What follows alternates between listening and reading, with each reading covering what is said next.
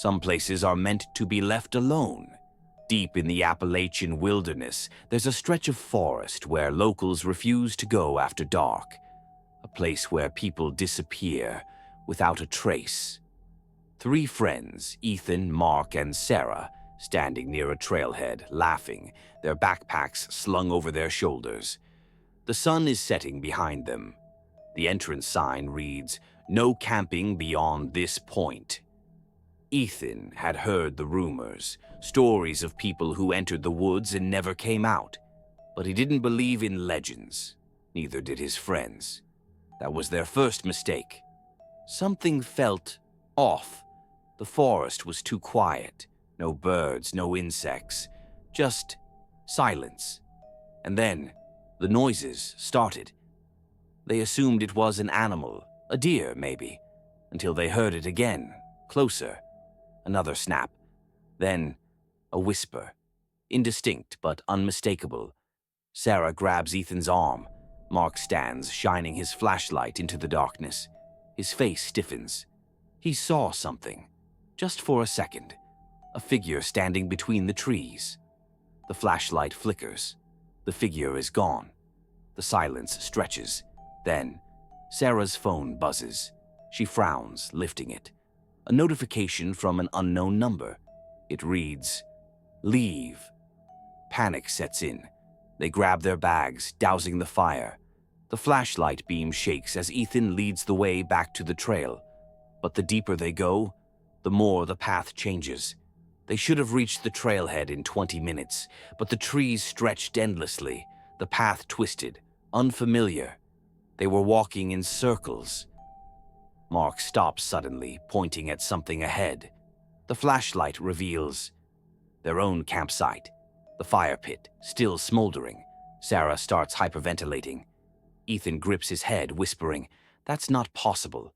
Then, a sound, a laugh, low, hollow, too close. The flashlight beam sweeps across the trees. Eyes, watching, dozens of them. They weren't alone.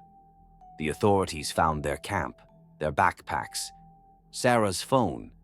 Screen cracked, still recording, but no sign of them. None of them were ever found, but hikers still report strange voices in the trees, laughter, footsteps, and the same warning, whispered from the shadows. Leave. These stories remain unsolved. Are they myths or something more? Let us know what you think. If you enjoyed this, make sure to like, subscribe, and check out our playlist of terrifying real encounters.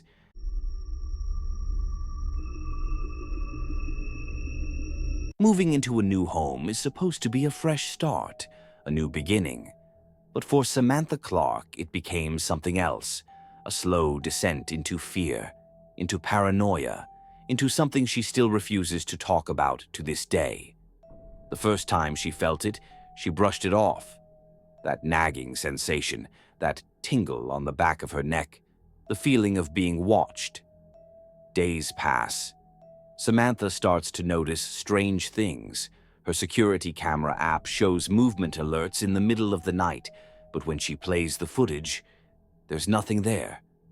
Just static, flickering distortions, a faint shape barely visible before the feed cuts out. The police said it was a glitch, a wiring issue, but she knew better, because the night after that, things escalated.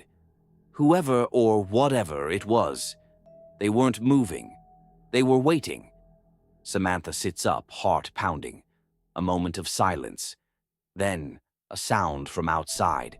A faint rustling, footsteps on gravel.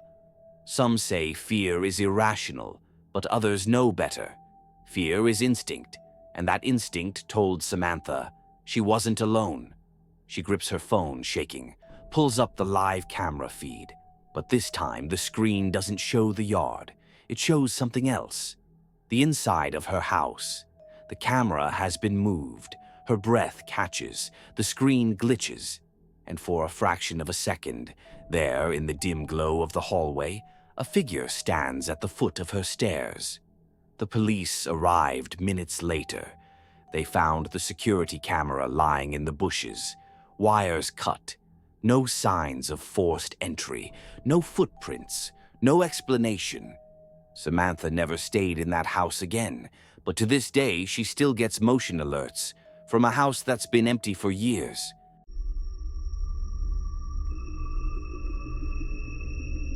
For truckers, the night is predictable. Mile after mile of empty road, the steady hum of the engine, the occasional flicker of headlights from the opposite lane.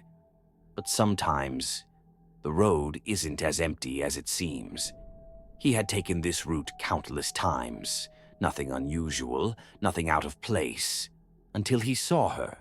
The truck's headlights sweep over a figure standing just beyond the shoulder. A woman, completely still. Her dress, long faded, moves slightly in the wind. Her hair covers her face. The driver's hands tighten on the wheel. Something about her made him uneasy. But a lone woman on a highway at this hour, he couldn't just drive past. He slows the truck, checking his mirror. The woman is still there. He hesitates, then flips on his hazard lights. The driver leans over, manually unlocking the passenger door. It creaks open. The woman steps forward, her movements smooth but off. She climbs in without a word, keeping her face turned toward the window. She never spoke, never gave her name, just nodded when he asked where she was headed. Her silence made the air inside the cab feel heavier, colder. That's when he noticed her hands, pale, too pale. Her fingernails, cracked, dirty, like she had been digging through something she shouldn't have. The driver swallows hard. The hair on the back of his neck rises. Something about her presence is deeply wrong. He grips the wheel tighter. His pulse quickens. The air feels colder. He sneaks another glance at her and realizes she isn't breathing. He told himself he was imagining it, that exhaustion was playing tricks on his mind. But then, she turned. Slowly, the woman tilts her head toward him. Her hair shifts, revealing a glimpse of her face. But her eyes, empty, dark, aren't looking at him. They're staring past him, behind him. You shouldn't have stopped. Cold panic floods his body. He jerks the wheel. The truck swerves. He grips the wheel tighter, forces himself to look away. When he finally glances back, she's gone. The passenger seat is empty. The door never opened. The driver pulls over, chest heaving. He jumps out of the truck, scanning the road. There's no sign of her, just an empty stretch of asphalt. He never saw her leave, but she wasn't there, had never been there, or so he told himself. He grips the door, trying to steady his breathing. Then, slowly, he looks back inside the cab. On the seat where she had been sitting, something is there. A damp, crumpled newspaper. The headline is faded, but the words are clear. Local woman killed in hit and run. Body never recovered. The date? Exactly 5 years ago. That night. That road. He never took that route again.